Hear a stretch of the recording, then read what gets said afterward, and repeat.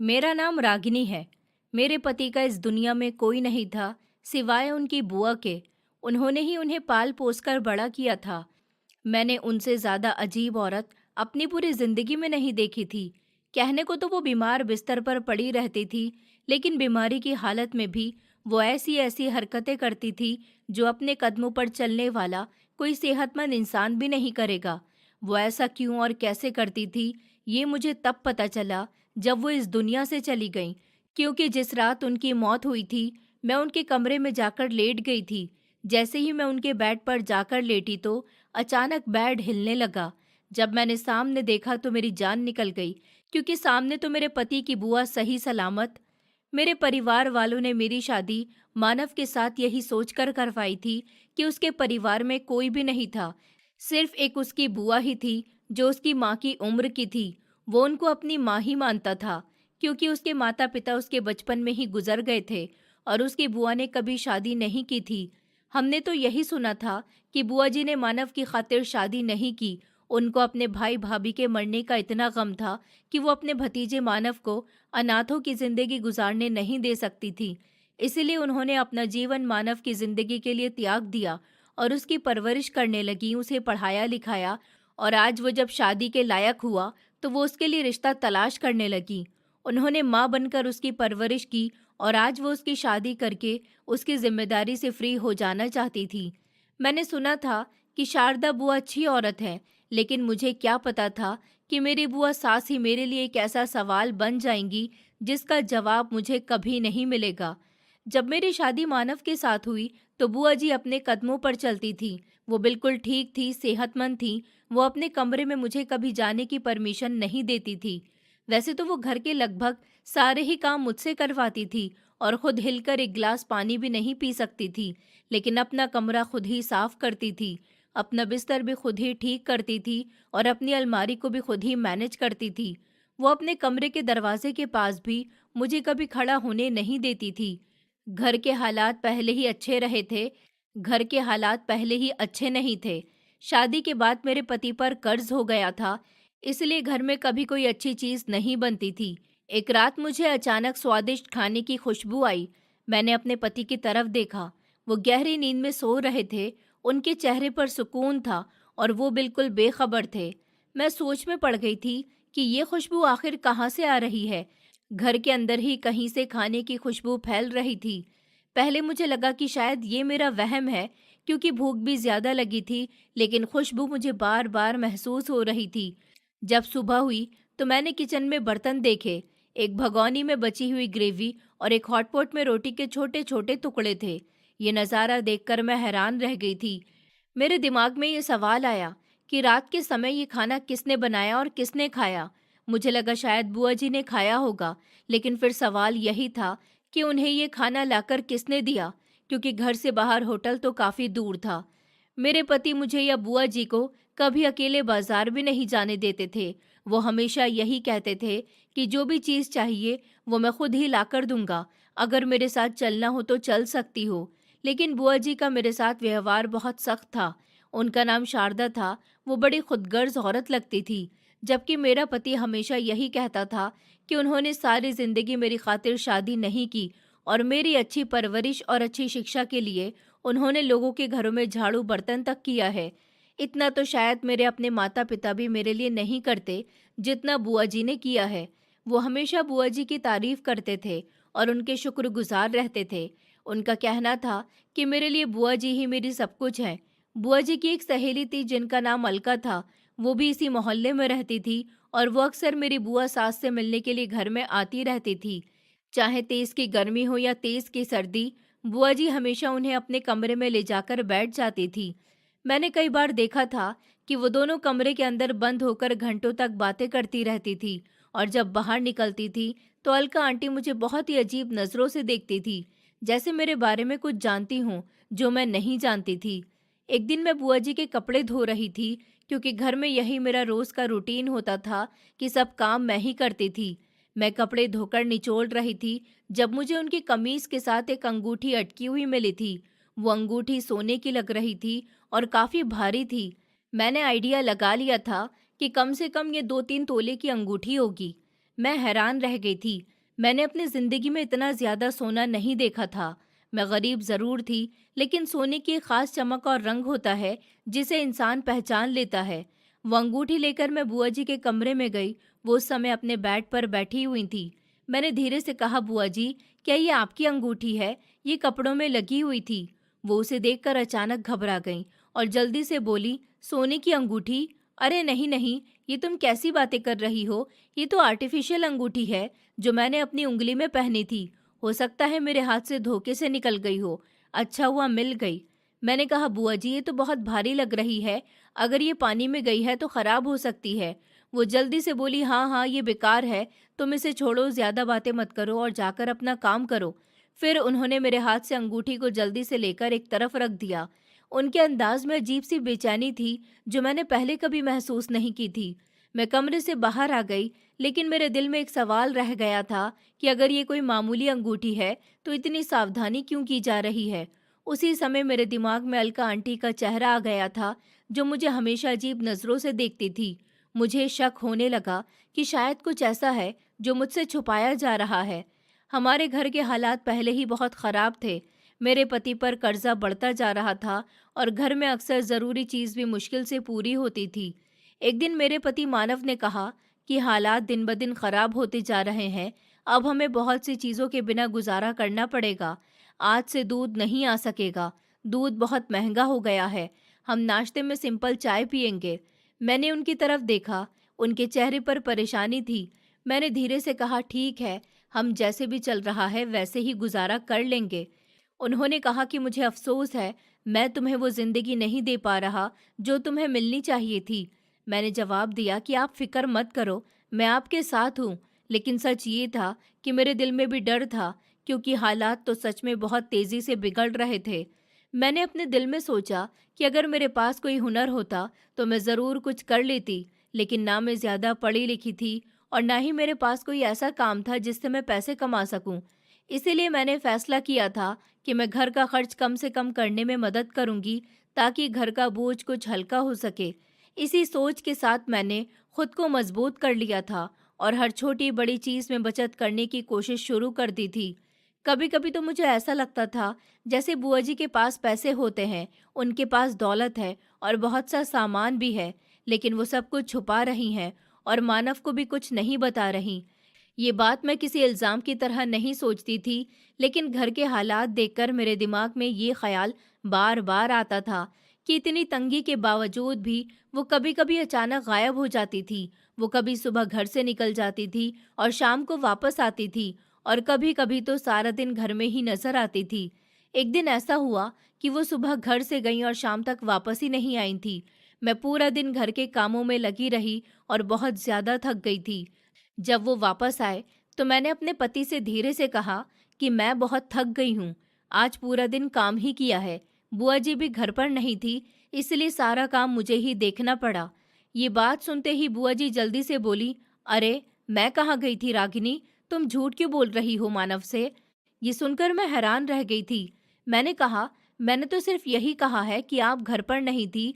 मैं ये नहीं कह रही कि आप कहाँ गई थी। शायद आप अलका आंटी के घर गई होंगी या कहीं और होंगी। वो तेज आवाज में बोली, मैं कहीं भी नहीं गई थी, मैं तो घर पर ही थी। तुम्हें गलत फहमी हो रही है। फिर वो सीधी मानव की तरफ पलटी और बोली, देखो मानव, तुम्हारी पत्नी कैसी बातें कर रही है। मैं सारा दिन घर में ही थी। ये शायद सो रही होगी, इसलिए इसे कुछ याद भी नहीं है। मेरे पति ने मेरी तरफ देखा और उनके चेहरे पर नाराजगी आ गई थी। वो बोले, तुम्हें क्या पता होता है, तुम तो हमेशा घर के काम से थककर सो जाती हो। तुम्हें घर के हालात के बारे में कुछ पता ही नहीं होता। बुआ जी तो घर पर ही होती हैं, वो कभी कहीं नहीं जाती हैं। तुम बेवजह बातें बना रही हो। मैंने जल्दी से कहा कि नहीं, ऐसा नहीं है। मैंने उन्हें जाते हुए खुद देखा था। लेकिन मेरे पति ने मेरी बात काट दी और सख्त अंदाज में बोले कि मेरी बुआ कभी झूठ नहीं बोल सकती। मैं उन्हें अच्छी तरह से जानता हूँ। तुम अभी आई हो मेरी जिंदगी में, अभी तुम्हें यहाँ आए हुए ज्यादा समय नहीं हुआ है, इसलिए ज्यादा बातें मत किया करो। उसी लम्हे मैं बिल्कुल खामोश हो गई थी। मुझे महसूस हुआ कि मेरे ही घर में मेरे शब्दों की कोई कीमत नहीं रही। बुआ जी ने मेरे पति के सामने मुझे ऐसे पेश किया जैसे मैं झूठ बोल रही हूँ, और मुझे खुद अपनी ही हकीकत पर शक होने लगा था। शादी के बाद झगड़ा तो हर पति पत्नी के बीच होता है। जब हमारा झगड़ा होता था तो मैं भी अपने पति को मीठे मीठे ताने देती थी कि बुआ जी की तो तुम्हें कोई हरकत नजर ही नहीं आती। मुझे तो वो औरत बहुत ही अजीब लगती हैं, पता नहीं क्या छुपाती रहती हैं, और आप भी उनकी वजह से मेरे पीछे पड़े रहते हो। मानव तो अपनी बुआ के खिलाफ एक शब्द भी नहीं सुनते थे। कहते थे कि मेरी बुआ बहुत अच्छी औरत है। जिस औरत ने मेरी खातिर सारी जिंदगी अपने बारे में नहीं सोचा, वो औरत कभी बुरी नहीं हो सकती। उन्होंने हमेशा मेरा भला सोचा है, मुझे बहुत प्यार दिया है और मेरे लिए बहुत कुछ किया है। मैं बचपन में अच्छे तरीके से रहूं, पढ़ाई करूं, उसके लिए उन्होंने बहुत ही कुर्बानियां दी हैं। पता है वो किसी अमीर आदमी के घर में बर्तन धोती थी। ये बात वैसे भी मुझे पता नहीं थी कि वो किसी अमीर आदमी के घर में काम करती थी। हमारे परिवार में भी गरीब लोग थे और मेरे ससुराल में भी, लेकिन कोई भी इतना गरीब नहीं था कि किसी के घर का नौकर बना हो। गरीब तो थे, अपना खाते थे, लेकिन थोड़ा खाते थे। ज्यादा खाते थे तो किसी के आगे हाथ नहीं फैलाते थे, और ना ही कभी किसी के नौकर बनकर किसी के घर में काम किया था। इसलिए ये बात सुनकर मुझे थोड़ा सा ऐसा लगा कि हाँ, जैसे बुआ जी ने वाकई मानव के लिए अपनी जिंदगी बर्बाद की है। उन्होंने बहुत बुरा वक्त देखा है, क्योंकि किसी के घर का नौकर बनना किसी भी इंसान की आखिरी कोशिश होती है। एक दिन बुआ जी कहीं गई हुई थी, और जब वो वापस आई तो वो अपने कदमों पर चलकर नहीं आई थी, बल्कि एक एम्बुलेंस में लाई गई थी। घर के बाहर शोर हो रहा था, लोग इकट्ठा थे, और मैं दरवाजे से खड़ी ये सब देख रही थी। मुझे कुछ समझ ही नहीं आ रहा था कि आखिर क्या हुआ है। बुआ जी को जल्दी से अंदर लाया गया था। उनको उनके बिस्तर पर लिटा दिया गया। उनका चेहरा पीला पड़ चुका था और आंखें बंद थीं। उनके शरीर में पहले जैसी ताकत नहीं थी। पता चला था कि उनको पैरालाइज का अटैक हुआ है। अलका आंटी ही उनका सहारा अलका आंटी ही उनको सहारा देकर घर तक लाई थी। उनके हाथ तो हरकत कर रहे थे, लेकिन टांगें बिल्कुल काम नहीं कर रही थी और उनकी हालत बहुत ज्यादा खराब थी। मैं वो नज़ारा देखकर दंग रह गई थी और मुझे कुछ समझ ही नहीं आ रहा था कि अब क्या करना है। जब मानव घर आए तो वो भी घबरा गए थे। उन्होंने अंदर आते ही पूछा कि ये सब कैसे हुआ, बुआ जी को क्या हुआ। उनकी आवाज़ में डर था और उनके कदम तेज थे।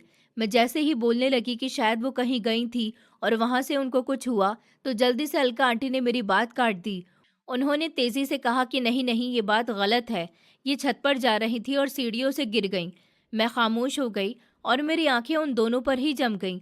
मुझे समझ ही नहीं आ रहा था कि ये औरत ऐसा क्यों कह रही है और हकीकत क्यों छुपाई जा रही है। मेरा मन तो कर रहा था कि मैं सच बता दूं, लेकिन मुझे अपना पिछला एक्सपीरियंस याद आ गया कि मेरी बात पहले भी कभी किसी ने नहीं मानी थी।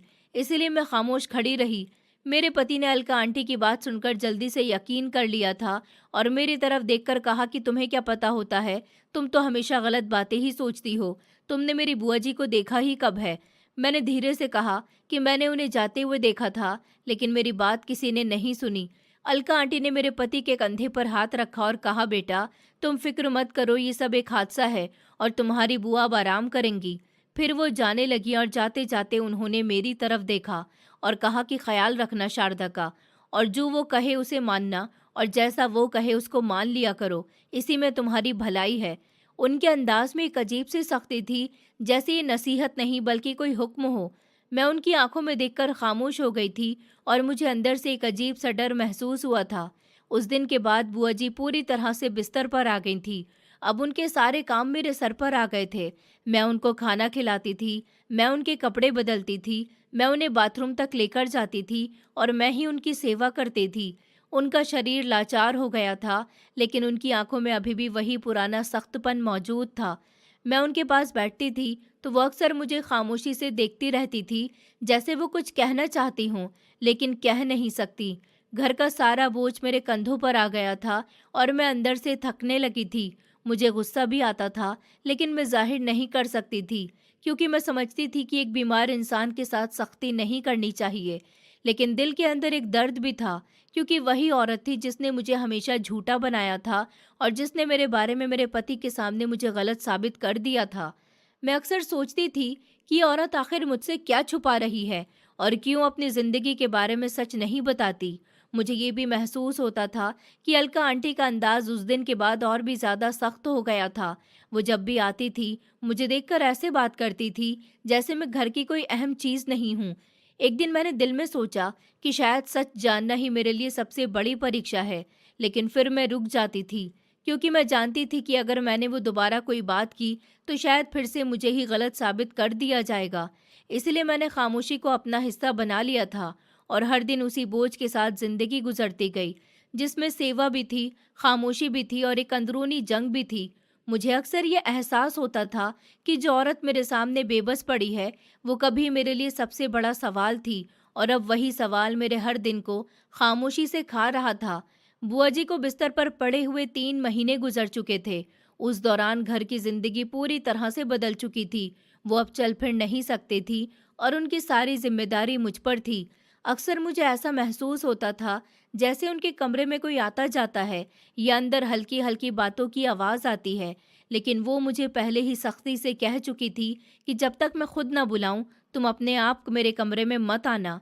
उनके अंदाज में हुक्म था और मैंने खामोशी से ये बात मान ली थी। अब उनको जब भी कोई काम होता था तो वो छोटी सी बैल बजा देती थी, जो उन्होंने अपने कमरे में लगवा रखी थी। उस बैल की आवाज़ आते ही मैं जल्दी से उनके कमरे में चली जाती थी। उनका कमरा हमेशा बंद रहता था और अंदर का माहौल बहुत ही खामोश और भारी महसूस होता था। कभी-कभी मुझे लगता था जैसे अंदर कोई और भी मौजूद है, लेकिन मैं खुद को ये कहकर खामोश कर देती थी कि शायद ये मेरा वहम है, क्योंकि सच ये था कि मेरे पास इतनी हिम्मत नहीं थी कि मैं उनके कमरे में जाकर कोई सवाल करूं या किसी चीज़ की खो निकालूं, और ना ही अब मुझे पहले जैसा कोई शौक रहा था कि मैं किसी राज को जानने की कोशिश करूं और फिर जाकर अपने पति को कुछ बताऊं। मेरे दिन लगातार कामों में गुजर रहे थे। सुबह उठते ही घर में काम शुरू हो जाते थे। खाना बनाना, सफाई करना, कपड़े धोना और फिर बुआ जी की सेवा करना। इन सब के बीच मुझे अपने लिए सांस लेने का भी समय नहीं मिलता था। मैं हर समय थकन महसूस करती थी। शरीर भी थका हुआ था और दिमाग भी। कभी कभी रात को लेटते हुए मुझे लगता था कि मैं बस गिर जाऊं और सो जाऊं और किसी को कोई जवाब न दूं, लेकिन फिर सुबह वही सिलसिला शुरू हो जाता था। बुआ जी के कमरे से बैल बार बार बजती रहती थी और मैं जल्दी से उनके कमरे में जाती थी। वो कभी पानी मांगती थी, कभी खाना मांगती थी और कभी किसी चीज़ को अपनी जगह से हटवाना होता था। उनके कमरे में दाखिल होते हुए मैं हमेशा एक अजब एहसास महसूस करती थी, जैसे वहाँ कुछ ऐसा है जो नज़र से छुपा हुआ है। मैं एक दो बार रुककर कान लगाकर सुनने की कोशिश भी करती थी, लेकिन अंदर से सिर्फ खामोशी ही महसूस होती थी। फिर भी मेरे दिल में एक हल्की सी बेचैनी रहती थी, लेकिन मैंने खुद को समझा लिया था कि ये सब मेरी थकन की वजह से है, और मैंने फैसला कर लिया था कि मैं अब किसी भी शक या सोच को अपने ऊपर हावी नहीं होने दूंगी, क्योंकि मेरे पास पहले ही इतनी ताकत नहीं बची थी कि मैं किसी नए सवाल का बोझ उठा सकूं। आजकल बुआ जी की तबीयत अचानक से खराब हो जाती थी। पहले तो वही पुरानी रूटीन थी जो एक बिस्तर पर पड़े हुए इंसान की होती है, खामोश रहना, हरकत ना करना और ज्यादातर समय लेटे रहना। लेकिन फिर अचानक उनको बार बार उल्टी आने लगी। वो अक्सर कहती थी कि मेरा दिल मचलाता रहता है और कुछ भी खाने को दिल नहीं करता। मैंने शुरू शुरू में समझा कि शायद ये सब कुछ कमजोरी की वजह से हो रहा है या दवाई का असर है, लेकिन उनकी हालत तो दिन ब दिन बदलती जा रही थी। उन्हें अस्पताल ले जाने की भी प्रॉब्लम थी, क्योंकि वो खुद तो चल फिर नहीं सकती थी और उनको उठाना या ले जाना बहुत ही मुश्किल था।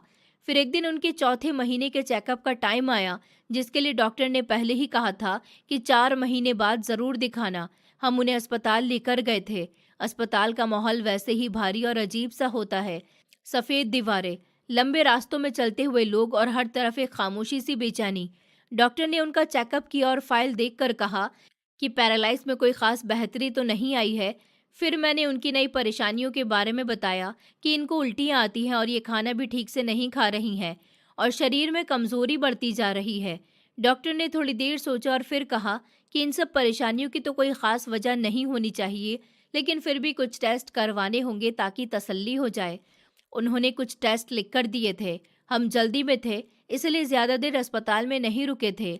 मैंने कहा था कि टेस्ट करवा लेते हैं, फिर दोबारा नहीं आ पाएंगे, क्योंकि सच ये था कि बुआ जी को ऐसी हालत में बार बार अस्पताल ले जाना बहुत मुश्किल था। गाड़ी का इंतज़ाम करना, पैसों का खर्चा और उनकी हालत, सब कुछ हमारे लिए मुश्किल बना देता था। घर वापस आकर हमने टेस्ट करवा लिए थे। रिपोर्ट्स हमारे हाथ में आ गई थी। उसी दौरान मेरे पति ने फैसला किया कि वो रिपोर्ट्स किसी बड़े स्पेशलिस्ट को दिखाने के बजाय मोहल्ले के ही किसी झोलाछाप डॉक्टर के पास ले जाएंगे। वो कहते थे कि वो सिंपल इलाज करता है और जल्द ही बता देता है कि क्या परेशानी है, और पैसे भी कम लेता है। मैंने ज़्यादा बहस नहीं की। घर के हालात पहले ही ख़राब थे। शाम को वो रिपोर्ट्स लेकर वहाँ चले गए। जब वो घर वापस आए तो उनके चेहरे का रंग बदल चुका था। वो काफ़ी गुस्से में थे, परेशान थे, और उनके कदम तेज थे, जैसे वो खुद पर काबू नहीं रख पा रहे हों। घर में दाखिल होते ही उन्होंने एक ही सवाल बार बार दोहराना शुरू कर दिया कि घर में कौन आता है, घर में कौन आता है। मैंने हैरान होकर कहा, कोई नहीं आता, आप क्या बातें कर रहे हैं। वो मेरे और करीब आए और जोर से बोले, सच बताओ रागिनी, मेरे जाने के बाद घर में कौन आता रहा है? कोई लड़का या कोई बड़ी उम्र का आदमी कोई तो है जो इस घर में आता है। मैंने उनके चेहरे को देखा, उनकी आंखों में एक अजीब सा शक था। मैंने कहा, आप ऐसा क्यों पूछ रहे हैं? आप तो डॉक्टर के पास गए थे, ये सवाल वहां से क्यों आ रहा है? वो बोले, तुम मेरी बात का सीधा सा जवाब दो, मुझे झूठ नहीं चाहिए। बताओ, क्या इस घर में कोई आता रहा है? मैंने थोड़ा सा झिझकते हुए कहा कि मुझे बुआ जी के कमरे से अक्सर किसी की आवाज़ आती थी, जैसे कोई अंदर आता है, लेकिन बुआ जी ने मुझे हमेशा कमरे में आने से मना किया हुआ था। ये सुनते ही मेरे पति के चेहरे पर जैसे कोई बिजली सी गिरी। वो एकदम दीवार के पास गए और जोर से दीवार पर हाथ मारा। उनके अंदाज में ऐसा था जैसे उन्हें कोई बहुत बड़ी बात समझ आ गई हो। उन्होंने कहा, बस मुझे समझ आ गया। मैंने घबराकर पूछा, क्या समझ आ गया, क्या बात है? वो मेरी तरफ मुड़े और उनकी आवाज़ भारी हो गई थी, और फिर उन्होंने वो बात कही जिसने मेरे पैरों तले से ज़मीन निकाल दी थी। उन्होंने कहा, बुआ जी माँ बनने वाली हैं। इस टाइम ये बात ऐसी थी जिसका ना कोई सर था और ना ही पैर था, और बिल्कुल ऐसी बात थी कि जो मैं सोच भी नहीं सकती थी कि मुझे सुनने को मिलेगी। और मैं क्या, कोई भी अंदाज़ा नहीं लगा सकता था कि एक बूढ़ी औरत जिसने कभी शादी नहीं की और अब वो पिछले 4 महीने से बिस्तर पर पड़ी है, जो पैरालाइज की पेशेंट है, वो गर्भवती कैसे हो सकती है। मैंने कहा कि आपको कोई गलती हुई होगी, ऐसा कैसे हो सकता है? इस घर में तो कोई और आदमी है ही नहीं, और बुआ जी ने तो कभी शादी भी नहीं की। ये बात मुमकिन ही नहीं है, इतनी उम्र में आकर तो बिल्कुल भी नहीं।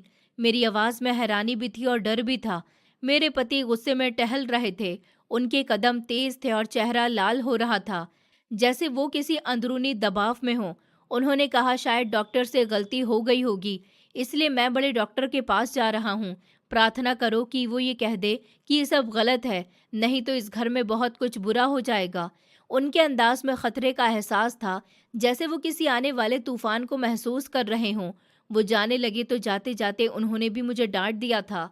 उन्होंने कहा, तुम कहाँ होती हो, तुम्हारा सारा ध्यान कहाँ रहता है? ये छोटा सा घर है, 2 लोगों का, इसमें भी तुम लापरवाही करती रहती हो। अगर कुछ गलत निकला तो तुम भी बराबर की जिम्मेदार होगी। मैंने कांपती हुई आवाज़ में कहा, मेरा क्या कसूर है, मैंने क्या किया है? लेकिन वो मेरी बात सुने बिना दरवाज़ा ज़ोर से बंद करके चले गए थे। घर में एकदम खामोशी छा गई थी। मैं कुछ देर वहीं खड़ी रही और फिर अंदर से बेबसी के साथ किचन में चली गई। थोड़ी देर बाद वो वापस आए, उनके हाथ में रिपोर्ट्स थी और उनके चेहरे पर एक अजीब सी शिकस्त थी। वो अंदर आए और सीधा कागज़ एक तरफ फेंक दिए। उनकी आवाज़ गूंजी और उन्होंने कहा, ये रिपोर्ट्स ठीक है। बुआ जी को इस उम्र में ये हरकतें करते शर्म नहीं आई? किसी को पता चल गया तो हमारी कितनी बदनामी होगी। ये सुनते ही मेरे हाथ से कप लगभग गिर गया था। मेरे दिमाग में एक लम्हे को जैसे सब कुछ रुक गया हो। मैंने कहा कि ये कैसे पॉसिबल है, ये तो हो ही नहीं सकता। लेकिन उनकी आंखों में यकीन था और गुस्सा भी। अब हमारे पास एक ही रास्ता था बात करने का। हम दोनों सीधे बुआ जी के कमरे में गए। कमरा वैसे ही बंद था। अंदर से हल्की सी स्मेल और खामोशी महसूस हो रही थी। बुआ जी बेड पर लेटी हुई थी। उनका चेहरा पहले से ज्यादा कमजोर लग रहा था, लेकिन आंखें अभी भी खुली हुई थी। मेरे पति अंदर दाखिल होते ही कड़क आवाज में बोले, बुआ जी ये क्या है? मुझे आपसे ये उम्मीद नहीं थी। अगर आपको यही सब करना था तो आप पहले भी अपनी खुशियों को चुन सकती थी। ये सब करने की आपकी उम्र नहीं है। आप कितनी घटिया हरकतें कर रही हैं। उनके शब्द दीवारों से टकरा रहे थे। मैंने बुआ जी की तरफ देखा, वो पहले ही खामोश रहीं, फिर उनकी आंखों में पानी आ गया। उनके चेहरे पर एक ऐसी बेबसी थी जो मैंने पहले कभी नहीं देखी थी। वो कुछ बोलना चाहती थी, लेकिन शब्द जैसे उनके गले में फंस गए थे। वो सिर्फ हमें देखती रही और फिर नजरें झुका ली। उसी लम्हे मेरे दिल में पहली बार उनके लिए तरस आया था। मुझे लगा शायद हम किसी ऐसी बात का इल्ज़ाम लगा रहे हैं जिसकी हकीकत कुछ और हो, लेकिन मेरे पति के गुस्से में कोई कमी नहीं आई। वो वहाँ से निकले और बाहर जाकर ऐसी बातें करते रहे जो शायद उन्हें नहीं करनी चाहिए थी। घर का माहौल पूरी तरह से बिगड़ चुका था। रात को मानव देर से वापस आए थे। उन्होंने खाना भी नहीं खाया था, चाय भी नहीं पी थी। उनका आज मूड बहुत ही खराब था। मैं उनके पास गई तो उन्होंने मेरा हाथ झटक दिया। मैंने धीरे से कहा कि इसमें मेरी क्या गलती है। उन्होंने समझदार अंदाज में कहा कि तुम्हारी कोई गलती नहीं है, सब तुम्हारा ही कसूर है जिसने ये किया है। कोई किसी का हाथ पकड़कर गलती नहीं करवाता। मुझे बस ये पता चल जाए कि वो कौन है। मैं खामोश हो गई। कुछ देर बाद उन्होंने कहा, अब हमें कुछ करना होगा। मैंने पूछा, क्या करना है? उन्होंने कहा, बुआ जी को अस्पताल ले जाना होगा, इस मामले को ख़त्म करना होगा। उनके शब्द सुनकर मेरा दिल भारी हो गया। मैंने धीरे से कहा, मतलब? उन्होंने कहा, और क्या मतलब होता है? तुम क्या चाहती हो कि हम ये बदनामी अपने सर पर ले लें? मैं खामोश हो गई। उन्होंने फैसला सुना दिया कि कल ही हम डॉक्टर के पास जाएंगे और इस मामले को ख़त्म करवाएंगे। मैंने धीरे से कहा, ठीक है। फिर उन्होंने कहा, और अलका आंटी को कुछ नहीं पता चलना चाहिए। अगर वो कल आईं तो हम सुबह ही निकल जाएंगे। मैंने कहा, वो तो अक्सर आती हैं। उन्होंने कहा, इसीलिए सुबह जल्दी जाना होगा। रात का टाइम था, घर में अजीब सा सन्नाटा था। बुआ जी ने बैल बजाई, मैं उठने लगी तो मेरे पति ने सख्त आवाज में कहा कि कोई ज़रूरत नहीं है।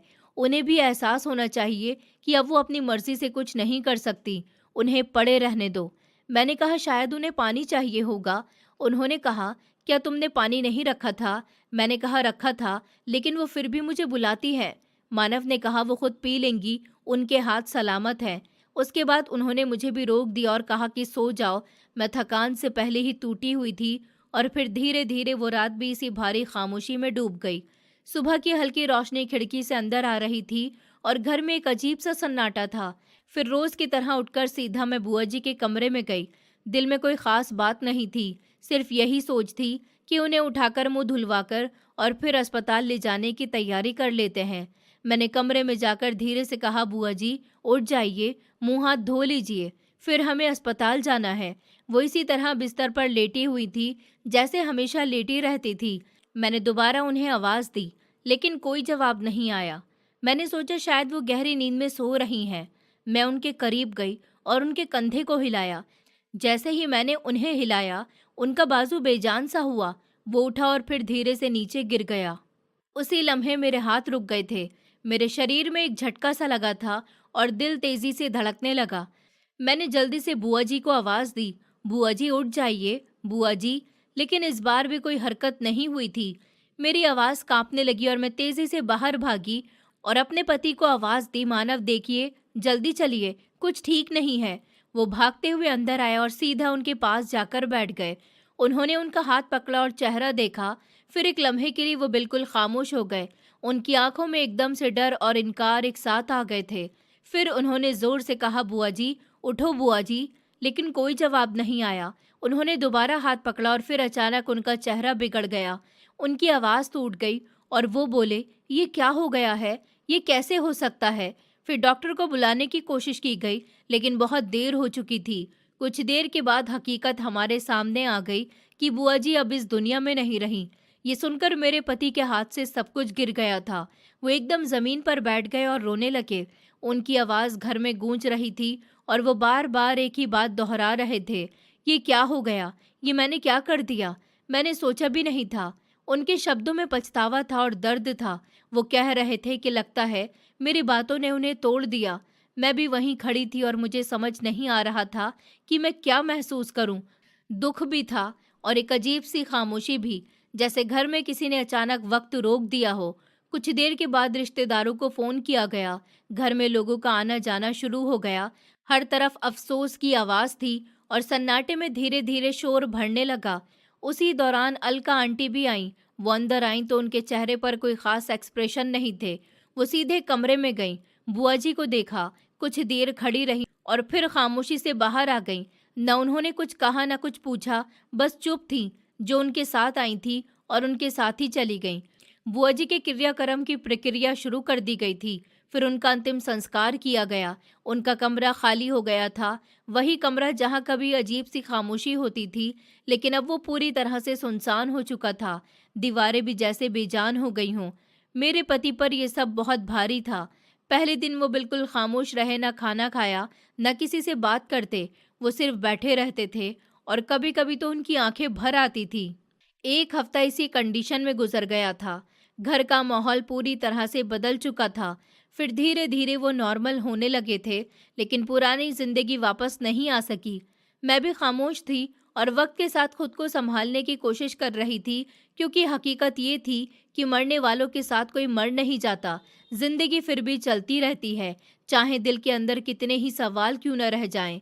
एक दिन मैं घर के सारे काम खत्म करके फ्री बैठी थी। घर में पूरी तरह से खामोशी छाई हुई थी। न किसी के आने की आवाज़ थी, न जाने की हलचल थी। बुआ जी के ताने के बाद अब ये घर सिर्फ मेरा था, और एक छोटा सा घर जिसमें पहले 2 लोग रहते थे, अब सिर्फ मैं अकेली रह गई थी। मेरे पति तो शाम को ही घर वापस आते थे।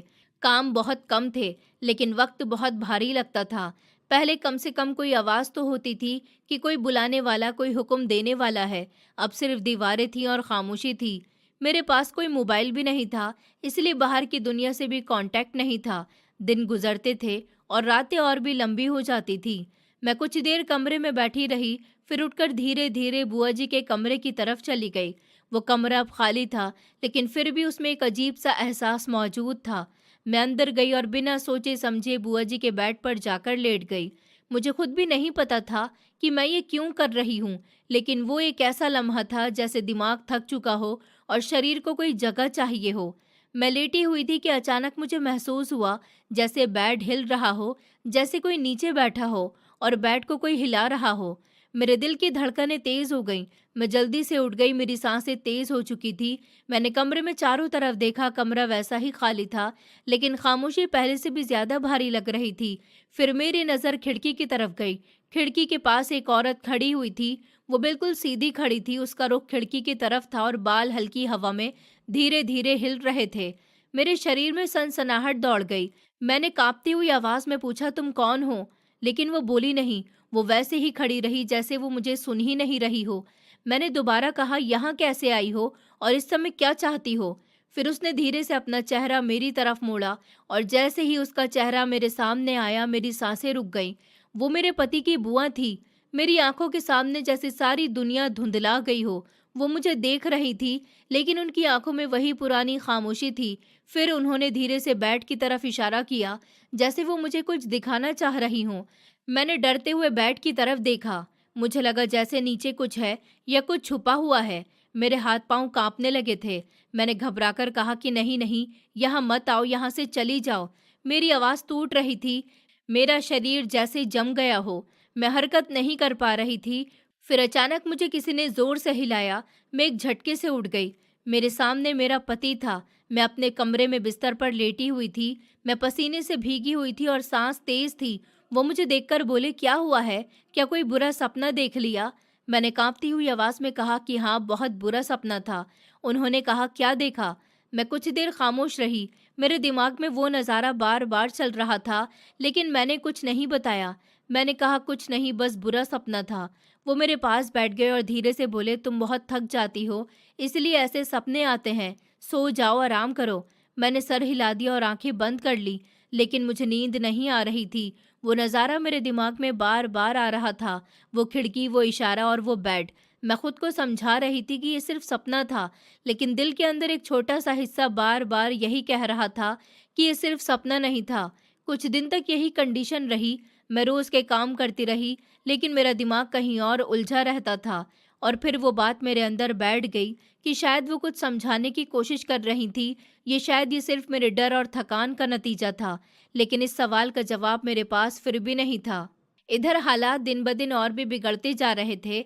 मेरे पति की जो थोड़ी बहुत नौकरी थी, वो भी खत्म हो गई थी।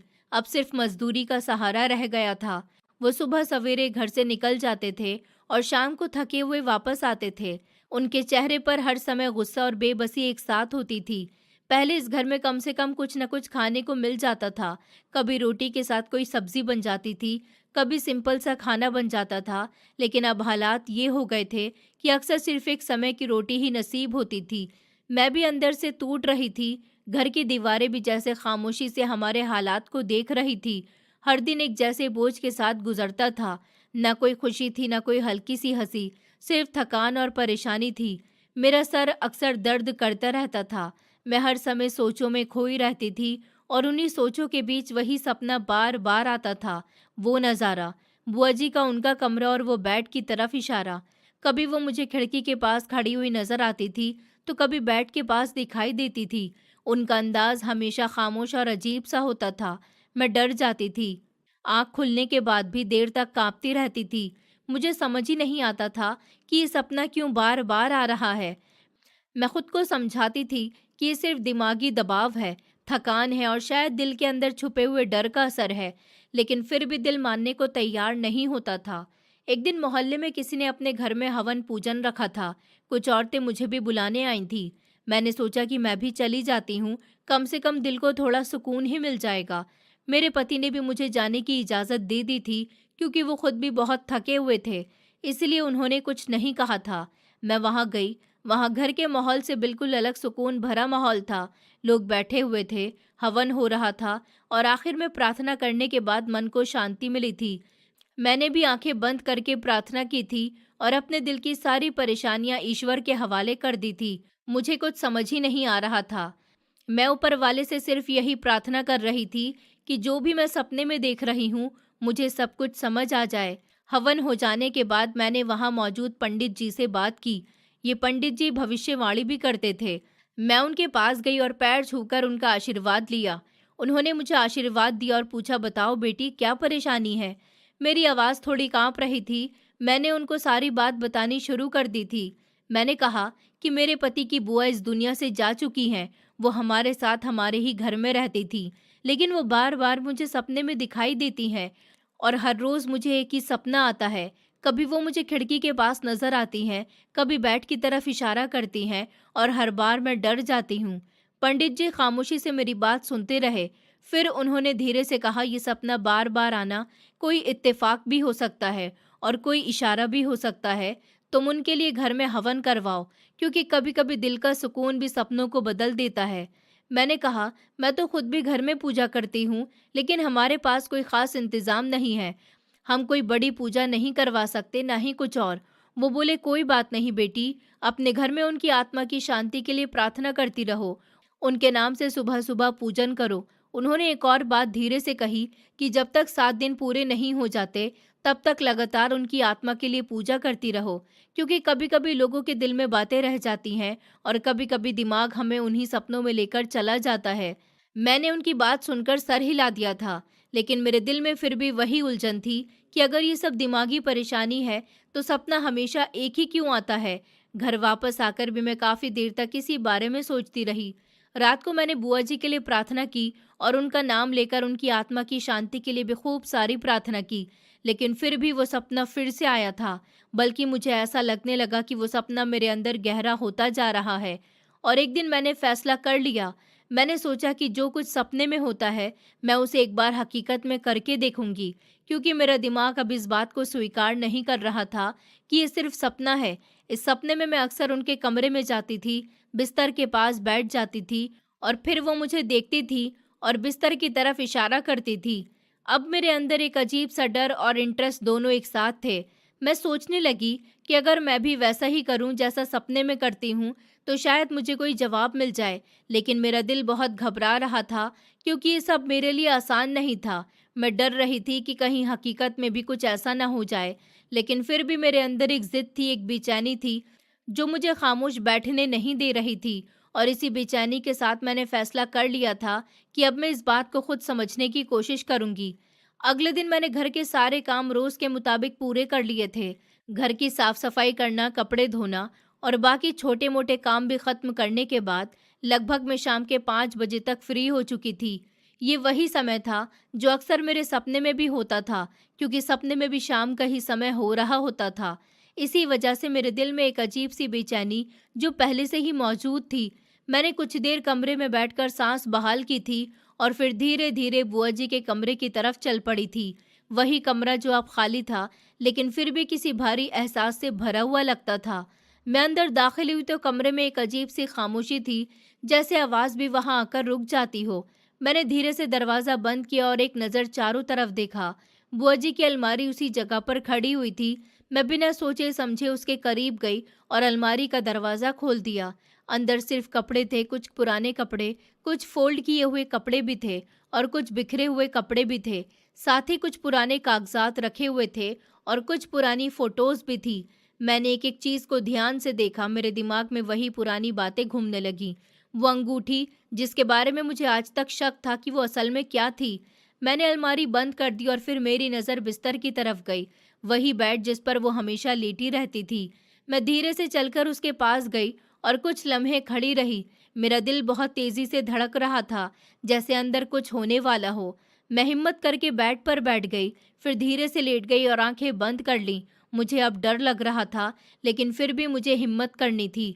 कुछ लम्हे ऐसे गुजरे जैसे वक्त रुक गया हो, सिर्फ सांसों की आवाज़ आ रही थी और दिल की धड़कन की। मैंने दिल ही दिल में ऊपर वाले को याद किया और फिर धीरे से आंखें खोली। सामने कुछ भी नहीं था, कमरा वैसा ही खाली था और खामोशी थी। मैंने गहरी सांस ली और खुद को थोड़ा रिलैक्स करने की कोशिश की, लेकिन फिर अचानक धीरे से बेड हल्का सा हिला। मुझे ऐसा लगा जैसे बेड के नीचे कुछ मौजूद हो। मैं जल्दी से सीधी हो गई और उसी में मेरी नज़र बेड के नीचे गई। वहाँ एक चीज़ नज़र आई, एक पुराना सा संदूक जो लोहे का था, भारी था, जिस पर बहुत सारी खरोचों के निशान थे। ऐसा लग रहा था जैसे ये कई बार इस्तेमाल किया हुआ है। इसके ऊपर वाला हिस्सा एक मजबूत कुंडे के साथ जुड़ा हुआ था।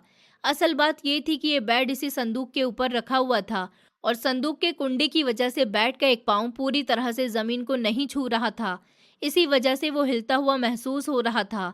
मैं कुछ लम्हे वहीं जमकर बैठी रही, फिर धीरे से नीचे उतरी और बेड को एक तरफ किया। मेरा दिल इस समय बहुत जोर से धड़क रहा था। मैंने झुककर वो संदूक बाहर निकाला। वो काफ़ी भारी था, उसे दोनों हाथों से उठाना बहुत मुश्किल हो रहा था। मैं उसे घसीटकर कमरे के बीच में ले आई थी और उसे ज़मीन पर रख दिया था। मैं उसके सामने बैठी हुई थी और आंखें उस बंद संदूक पर जमी हुई थी। उसके ऊपर बहुत जंग लगा हुआ था, जैसे ये काफ़ी सालों से बंद पड़ा हुआ हो। मैंने एक लम्हे के लिए हाथ आगे बढ़ाया और फिर रुक गई। मेरा दिल तेजी से धड़क रहा था और दिमाग में सिर्फ एक ही सवाल था, इसके अंदर आखिर है क्या? जब मैंने वो संदूक खोला तो मेरे हाथ एक लम्हे के लिए कांप गए थे। उसके अंदर जो कुछ था वो मेरी सोच से भी कहीं ज्यादा था। सोने के बिस्किट, सोने की ज्वेलरी का पूरा सेट, वही भारी सोने की अंगूठी जिसके बारे में इतने दिनों से मैं शक में थी, और इसी के साथ कुछ कागजात भी थे। मैंने कागजात उठाकर देखे तो वो किसी बड़े बंगले और जमीनों के थे। मेरे दिमाग ने उस समय काम करना ही बंद कर दिया था। मैं सिर्फ एक ही बात सोच पा रही थी कि ये सब हमारे घर में कैसे छुपा हुआ था। ये सब देखकर मेरे हाथ पांव जैसे सुन्न हो गए थे। मैंने जल्दी से संदूक बंद कर दिया और उसे उठाकर अपने कमरे में ले आई। मैंने उसे एक कोने में रख दिया और खुद उसके सामने बैठ गई। मेरा दिल तेजी से धड़क रहा था और दिमाग बार बार यही सवाल कर रहा था कि अब क्या होगा। कुछ देर के बाद दरवाजे पर दस्तक हुई। अलका आंटी अंदर आई। उनके चेहरे पर अजीब सी सीरियसनेस थी, जैसे उन्हें पहले से सब पता हो। मैंने जल्दी से खुद को नॉर्मल किया और कुछ भी जाहिर नहीं होने दिया। उन्होंने अंदर आते ही मेरी तरफ देखा और कहा, तुमने संदूक खोल लिया होगा ना? मैं एक लम्हे के लिए खामोश रही, फिर मैंने कहा, कौन सा संदूक? वो धीरे से मुस्कुराई, जैसे मेरी बात को समझ रही हों। उन्होंने कहा, वही संदूक जो बेड के नीचे था। मैंने कहा, आपको कैसे पता? उन्होंने एक लंबी सांस ली और धीरे से कहा, मुझे सब पता है। फिर वो कुर्सी पर बैठ गईं और बोली, तुम्हारी बुआ सास शारदा कोई मामूली औरत नहीं थी। वो जब इस मोहल्ले में रहती थी तो वो अकेली थी, लेकिन असल में वो सिर्फ एक घर में काम करती थी, और एक बहुत अमीर आदमी के घर में। वही उसका असली काम था। वो सिर्फ नौकरानी नहीं थी, वो उस घर के सेठ से मोहब्बत करती थी। ये बात सुनकर तो मैं दंग ही रह गई थी। मुझे लगा जैसे मेरे अंदर कुछ टूट रहा है। अलका आंटी ने अपनी बात जारी रखी। उन्होंने कहा कि इस रिश्ते के बारे में किसी को नहीं पता था, न तुम्हारे पति को और ना ही मोहल्ले वालों को। सेठ भी उससे मोहब्बत करता था और उससे शादी करने के लिए भी तैयार था, लेकिन जब बात मानव की आई तो सेठ ने कहा कि मानव की जिम्मेदारी नहीं लेगा और ना ही शारदा को मानव से मिलने देगा। शारदा को यही ख्याल आया कि उसका भतीजा उसके बिना टूट जाएगा, इसलिए उसने मानव की खातिर इस रिश्ते को बचाकर तो रखा, मगर कभी सेठ से शादी नहीं की। उसने अपनी सारी जिंदगी एक झूठ के पर्दे में गुजार दी। उसने उस सेठ से तुम्हारे पति की खातिर बहुत सारे पैसे लिए, सोना जेवर और यहाँ तक कि एक बंगला भी, लेकिन वो सब कुछ छुपाकर रखा। वो जानती थी कि अगर मानव को उसकी मोहब्बत के बारे में पता चल गया तो वो टूट जाएगा और शारदा को कहेगा कि वो सेठ के पास चली जाए। शारदा कुछ भी करके अपने इकलौते भतीजे, अपने भाई भाभी की अमानत को दुनिया के हवाले नहीं छोड़ सकती थी और वो अपने भतीजे का भविष्य अपने हाथों से बर्बाद नहीं कर सकती थी। इसलिए वो सब कुछ एक बंद संदूक में बंद करके छुपाती रही और दूसरी तरफ सेठ के साथ मोहब्बत का खेल खेल कर उसको तसल्ली देती रही। एक दिन वो उससे शादी करेगी। ज़रूरत के वक्त ही वो सब कुछ इस्तेमाल करती थी। मैंने हैरानी से कहा, तो वो इतना कुछ होने के बावजूद भी यहाँ इस तरह गरीबी में क्यों रहती थी? अलका आंटी ने कहा कि वो तुम्हारे पति के लिए ये सब कुछ करती थी, लेकिन वो ये नहीं चाहती थी कि उसका भतीजा इस सच को जान ले, इसलिए वो हमेशा से अलग और खामोश रही। मैंने कहा, ये तो उन्होंने अपने साथ बहुत गलत किया। अलका आंटी बोली, ये सब कुछ ना उसके लिए पूरी तरह से ठीक था और ना ही गलत था। सही इंसान हमेशा एक जैसा नहीं होता। सेठ की एक दिन अचानक से मौत हो गई तो उसने सोचा कि चलो अच्छा हुआ उसकी शादी उसके साथ नहीं हुई, वरना जाने उसकी ज़िंदगी का क्या होता। वो अपने भतीजे के लिए एक अच्छी माँ की तरह थी, लेकिन अपने बीते हुए कल में वो एक ऐसा रिश्ता भी रखती थी जो छुपा हुआ था। उसने अपनी ज़िंदगी को बर्बाद कर लिया। अब वो इस दुनिया में नहीं रही, इसलिए उसका फैसला ऊपर वाले ने किया होगा। वो चोरी चुपके सेठ के घर जाती थी और वहां जाकर काम करती थी। सेठ के बंगले में किसी को भी नहीं पता था कि सेठ शारदा से मोहब्बत करता था। शारदा उसकी याद में वहां जाती थी। सेठ के दिए हुए तोहफे उसने बहुत संभाल कर रखे थे, सिर्फ ये सोचकर कि एक दिन ये सब कुछ उसके भतीजे के काम आएगा। अलका आंटी की बातें सुनकर मैं कुछ बोल नहीं सकी। मेरे दिल में एक अजीब सा बोझ था। मैं सोच रही थी कि जिस औरत को मैं इतने दिनों से एक सख्त और सयानी औरत समझ रही थी, वो हकीकत में एक सीरियस जिंदगी गुजार रही थी। अलका आंटी ने उठते हुए कहा, अब ये सब तुम लोगों का है, अपना फर्ज पूरा करके जा रही हूँ। और फिर वो चली गई। मैं काफी देर तक इस कमरे में बैठी रही, संदूक को देखती रही और सोचती रही कि यह हकीकत है या कोई सपना। उसी समय मानव घर पर आ गए थे। उनके चेहरे पर वही थकन थी जो हर रोज होती थी। मैंने धीरे से उन्हें बुलाया और कहा कि आपको कुछ दिखाना है। वो मेरे पास आए और जैसे ही मैंने संदूक खोला तो उनकी आंखें फैल गईं। वो कुछ देर खामोश खड़े रहे, फिर बोले कि ये सब क्या है, कहाँ से आया? मैंने उन्हें सारी बात बताई, अलका आंटी की बात भी और संदूक की हकीकत भी। वो जमीन पर बैठ गए। उन्होंने सोने के बिस्किट उठाकर देखे, फिर कागजात देखे और उनके चेहरे पर एक अजीब सी कंडीशन थी। हैरानी भी थी, खुशी भी थी और एक अनजाना सा डर भी था। वो बोले, हम तो दाल रोटी के पैसे भी मुश्किल से पूरे करते थे और ये सब हमारे घर में छुपा हुआ था। उस रात हम दोनों देर तक खामोश बैठे रहे। न खुशी पूरी थी, न दुख खत्म हो रहा था। बस एक उलझन थी जो अंदर ही अंदर फैल रही थी। अगले दिन हम उस बंगले की तरफ गए। वो बहुत बड़ा और पुराना मगर सुंदर था। उसके दरवाजे खुलते ही जैसे अलग दुनिया सामने आ गई थी। अंदर कीमती सामान मौजूद था, फर्नीचर, ज्वेलरी और कुछ बंद कमरों में पुरानी यादें। सब कुछ खामोश था, जैसे वक्त वहीं रुक गया हो। हमने धीरे धीरे समझ लिया कि सच में ये सब हमारे नाम था, लेकिन इसके साथ एक सवाल भी हमारे दिल में रह गया कि ये दौलत किसी कीमत पर जमा हुई थी और उसके पीछे कितनी खामोश जिंदगियां छुपी हुई थी। वक्त गुजरता गया, हमारी जिंदगी बदल गई। मेरे पति आज भी अपनी बुआ के शुक्रगुजार हैं और उनकी आत्मा की शांति के लिए प्रार्थना करते हैं, क्योंकि उनकी बुआ ने उनके लिए काफ़ी सारे त्याग दिए थे। हम एक बड़े घर में थे, हमारे पास पैसा था, सुविधा थी, लेकिन मेरे दिमाग में वो पुरानी रातें अभी भी रहती हैं। वो सपना, वो कमरा, वो बेड और वो संदूक। मैं अक्सर सोचती थी कि मैंने जीते जी बुआ जी का कभी ख्याल नहीं किया। कुछ लोग हमारे फ़ायदे के लिए ही हमसे हकीकत छुपाते हैं। उन्होंने अपने भतीजे की खातिर अपनी पूरी ज़िंदगी को अधूरा छोड़ दिया। एक ऐसे रिश्ते में बंधी रहीं जिसमें उन्होंने अपने भतीजे का फ़ायदा देखा और अपनी मोहब्बत को पूरा न कर सकी। हर इंसान के अंदर एक कहानी छुपी होती है और हर कहानी का अंजाम हमेशा साधारण नहीं होता। हर इंसान के अंदर एक ऐसी कहानी छुपी हुई होती है जो हमेशा सामने नज़र नहीं आती। हम कभी कभी लोगों को उनके नेचर से परख लेते हैं, लेकिन हकीकत इससे कहीं ज़्यादा गहरी होती है। कभी कभी सख्त दिखाई देने वाला इंसान अंदर से बहुत नरम दिल होता है और कभी कभी अच्छा नज़र आने वाला इंसान अपने अंदर कई राज छुपाए हुए होता है। इसलिए हमें जल्दबाजी में किसी के बारे में कोई भी सुझाव कायम नहीं करना चाहिए। सब्र और समझदारी इंसान को बेहतर फैसलों तक ले जाती है। दूसरों के हालात समझे बिना उस पर इल्ज़ाम लगाना कभी कभी ये गलत रास्ते पर ले जाता है। हर इंसान की ज़िंदगी में बहुत सारी परेशानियां होती हैं और वो उन्हें अपने अपने तरीके से गुजारता है। असली अहमियत इस बात की है कि हम दूसरों के साथ इंसाफ करें और सच्चाई को वक्त के हवाले कर दें। बुआ जी का सेक्रीफाइस और उनकी पवित्रता आज भी हमारे दिल में है और वो आज भी हमारे लिए जिंदा हैं। हमने अपने घर में उनकी एक बड़ी सी मुस्कुराती हुई फोटो दीवार पर टांग रखी है। हम उन्हें रोज याद करते हैं और सोचते हैं, अगर आज वो हमारे साथ जिंदा होती तो शायद हम उनसे अपनी अपनी गलतियों की माफ़ी मांग लेते। दोस्तों, उम्मीद करती हूँ आपको हमारी कहानी पसंद आई होगी। कहानी पसंद आई है तो वीडियो को लाइक करें, चैनल पर नए हैं तो चैनल को सब्सक्राइब करें और हाँ, नोटिफिकेशन बेल को ज़रूर दबाएं ताकि अगली अपडेट सबसे पहले आपको मिले।